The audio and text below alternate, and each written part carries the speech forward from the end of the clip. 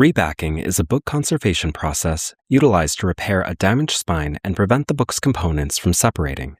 The term reback refers both to the method itself and to the new spine that replaces the damaged one. A reback is typically warranted when a book's spine shows significant wear, cracking, or tearing along the outer spine or at the joints. When left untreated, this type of damage can lead to detached boards, torn end leaves, loose text blocks, and further structural failure. The goal of rebacking is to stabilize the book while preserving as much of its original appearance as possible. The materials chosen for a new spine are carefully considered. In most cases, the color, texture, and type of material are selected to closely match the original cover. Paper, cloth, and leather are commonly used depending on the original binding and the needs of the book. To begin the process, the original spine material is removed if it is still attached. Here you can see we are able to easily tear away the old spine cover at the book's joints, revealing the text block beneath.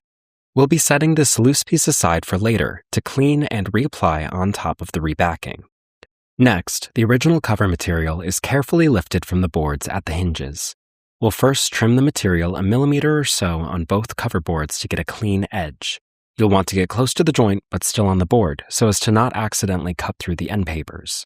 Don't forget to slice a few inches down along the top and bottom of the boards. These steps allow us to more easily lift the cover material with a micro spatula. The new spine will be inserted beneath these existing cover flaps, creating a stronger and more integrated attachment between the spine, the boards, and the text block. Now we can insert the book into our book press in order to clean the spine and apply our new mull fabric to strengthen our reback.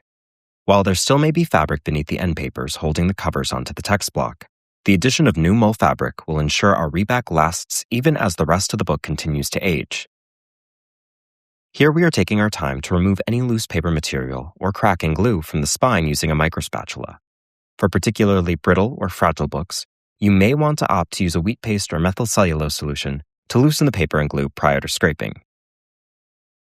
With the spine now clean, we can apply a layer of Jade 403 PVA and adhere a piece of mull fabric slightly shorter than the height of the spine and wide enough to fit under the cover flaps onto the spine.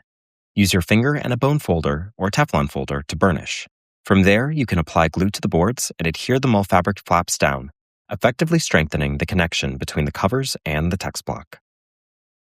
Because the spine covering alone may not provide enough strength, a piece of Bristol board is cut to the exact dimensions of the spine. The new spine material, in this case book cloth, is then measured to match the height and width of the spine with an additional 1 to 3 inches added on each side for proper attachment under the existing flaps.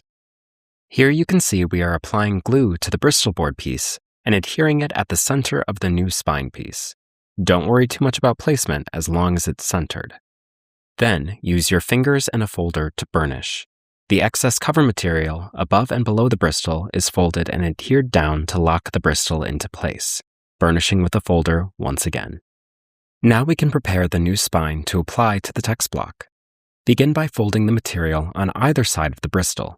You should now be able to easily rest the spine atop the text block, with each side fitting beneath the existing flaps.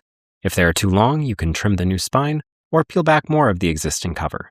Adhesive is applied to the exposed board edges, and the new spine is positioned and secured in place. The lifted cover material is then adhered back over the new spine, restoring the book's overall structure. You can see here that we are using fingers and a folder to ensure the material is evenly adhered to the boards on each side, not forgetting to use the edge of our folder to get the book cloth into the grooves of the book joints on either side of the spine. Once assembled, the book is placed in a press with brass edges to ensure proper adhesion and alignment, along with shaping the joint as it dries. If the original spine material is still salvageable, it is often reused. The original spine is carefully cleaned, peeling away any loose paper or aged glue, and trimmed to fit the new spine support, ensuring that no lettering or identifying information is lost. It is then adhered over the new spine, allowing the book to retain its original appearance while benefiting from a stable, reinforced structure. Rebacking is a careful balance between repair and preservation. Rather than replacing a book's character, the process reinforces its structure while maintaining as much of the original material and appearance as possible. A successful reback restores strength to the joints and spine, allowing the boards and text block to function together again without strain. In this way, rebacking not only prevents further damage, but ensures that the book can continue to be handled, read, and preserved for years to come.